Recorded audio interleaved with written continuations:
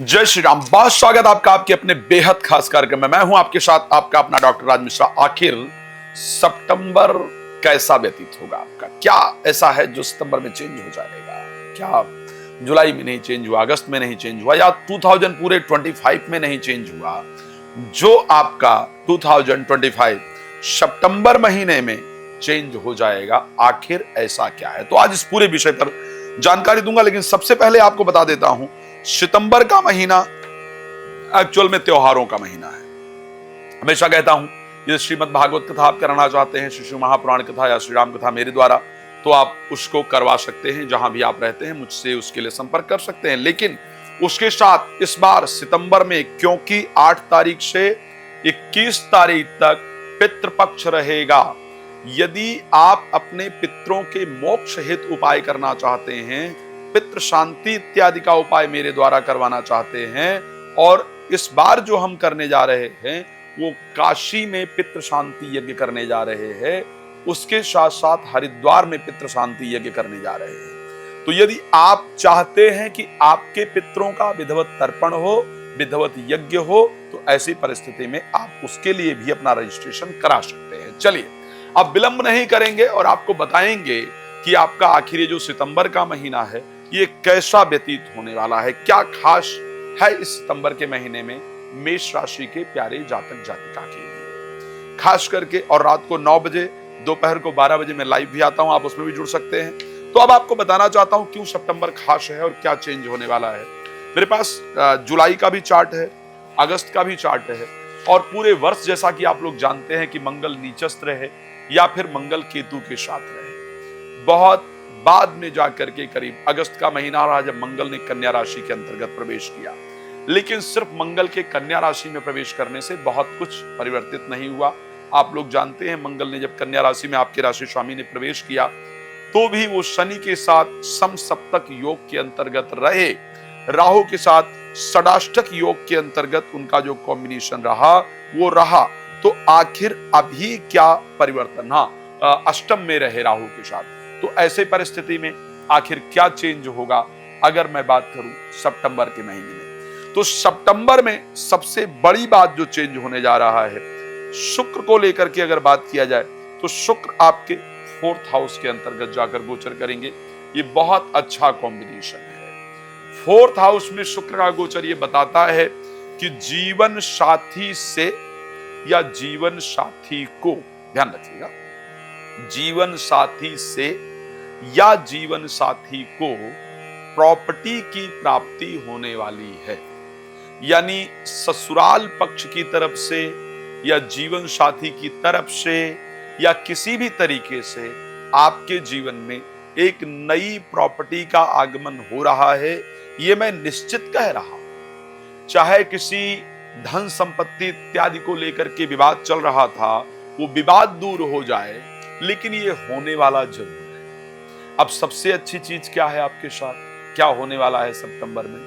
क्योंकि सितंबर में भी स्पेशली अगर मैं बात करूं, 13 तारीख को मंगल पहुंच जाएंगे तुला राशि में, यानी आपके 7th हाउस में पहुंच जाएंगे, और 7th हाउस में पहुंच करके वो अपने राशि को स्वयं दृष्टि देंगे। इनके अपने राशि को स्वयं दृष्टि देने से अगर स्वास्थ्य इत्यादि को लेकर के कोई प्रॉब्लम आपकी चल रही थी तो वो प्रॉब्लम आपकी दूर हो जाएगी, उससे बाहर निकलने का जो मौका है वो आपका मिल जाएगा। तो स्वास्थ्य के लिए परिस्थिति अच्छी रहेगी। 4th हाउस में शुक्र का गोचर 7th हाउस के स्वामी होकर के अपने, और उसके साथ 2nd हाउस के स्वामी होकर के अपने प्रिय से मुलाकात कराने वाला होगा।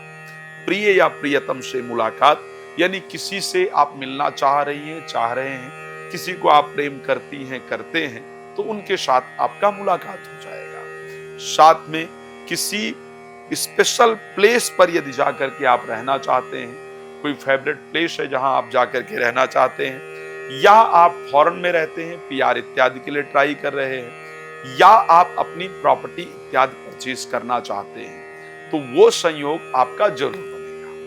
प्रॉपर्टी से धन आने का योग भी इस राशि के अंतर्गत स्पेशली बन रहा है। हाँ, एक बात और बड़ा क्लियर कहना चाहता हूं, प्रॉपर्टी पर भी आपके द्वारा इन्वेस्टमेंट जरूर होगा, इसको ध्यान रखिएगा। लेकिन ये तो मैंने बड़ी अच्छी अच्छी बातें बताई है। ज्योतिषी उसको कहते हैं जो सच्चाई पर बात करे, अच्छी और बुरी बात होती ही नहीं। श्री रामचरितमानस में गोस्वामी तुलसीदास जी ने लिखा कि सचिव वैद गुरु तीन जो, प्रिय बोले भय आस, राज धर्म तन तीन कर, हो ही बेगही नास। यानी ज्योतिषी को, मार्गदर्शक को कभी मुंह देखकर बात नहीं करनी चाहिए, अच्छी बात करनी चाहिए, जो सही हो उस पर बात करनी चाहिए। तो और सही क्या है, जो बताया वो पूरा सही है, इसको ध्यान रखिएगा। लेकिन उसके साथ कुछ चीजें और हैं जिन पर ध्यान देना होगा। अब वो ध्यान देने वाला विषय क्या है? वो विषय है कि मंगल तुला राशि में 13 तारीख को गोचर करने चले जाएंगे। ओके, 13 तारीख को मंगल तुला राशि में गोचर करने चले जाएंगे। शुक्र जो है वो 5th हाउस में गोचर करने चले आएंगे।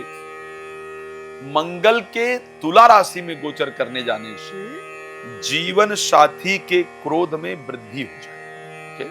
और जीवन साथी का जो बिहेवियर हो जाएगा वो अनएक्सपेक्टेड हो जाएगा। तो 13 तारीख के बाद जीवन साथी के साथ बहस इत्यादि करने से आपको बहुत सावधान रहने की आवश्यकता है। एक जब गुस्सा हो, दूसरा शांत हो जाए, तो ऐसी परिस्थिति के अंतर्गत बेहतर परिस्थितियां उत्पन्न हो जाती हैं।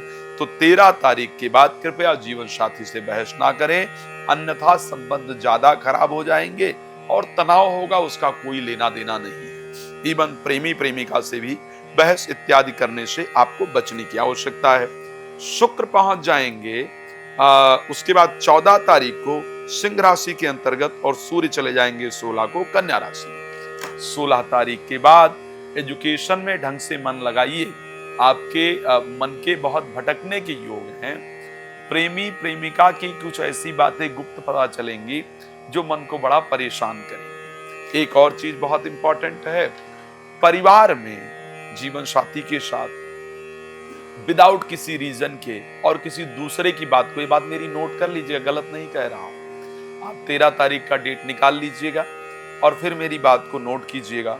जब आप दोनों लोग बैठेंगे ना साथ में बात करने के लिए, तो बात धीरे धीरे झगड़े में परिवर्तित हो जाएगी। मैं ये नहीं कह रहा हूं कि साथ में नहीं बैठना है, बैठना है, बात करना है, लेकिन आपस में जब बात बहस की तरफ बढ़ने लग जाए तो उसको हमको परिवर्तित कर देना है, हमें उस विषय पर नहीं डिस्कस करना है। प्रोफेशनल लाइफ को लेकर के भी अगर देखा जाए, प्रोफेशनल लाइफ को लेकर के एज यूजुअल जाएगा सितंबर का महीना, कुछ खास परिवर्तन नहीं होगा। तो यदि आप चाहते हैं कि आपके पितरों को मोक्ष प्राप्त हो, पितरों को शांति प्राप्त हो, पितरों का आशीर्वाद आपको प्राप्त हो, पितृदोष का निवारण हो, और या फ्री में लाइव जुड़ना चाहते हैं तो रात को 9 बजे, दोपहर को 12 बजे आ जाइए। और अगर आप कॉल अपॉइंटमेंट लेकर बात करना चाहते हैं तब तो नंबर है ही, तो आप मुझे कॉल कर सकते हैं। आज मुझे यहाँ अपनी वाणी को विराम देना पड़ेगा। समय मैं चाहता हूँ थोड़ा ठीक ठाक रहे ड्यूरेशन, ताकि आप लोग वीडियो देख पाएं। बाकी आप मुझे कॉल कर सकते हैं, किसी भी विषय को लेकर के आप बात करना चाहते हैं तो मुझसे कर सकते हैं। राम कथा, भागवत कथा, शिव महापुराण की कथा आप कराना चाहते तो करा सकते हैं। भगवान आपको बहुत प्रसन्न रखें, यही मेरी शुभकामना है। धन्यवाद आपका। जय श्री राम।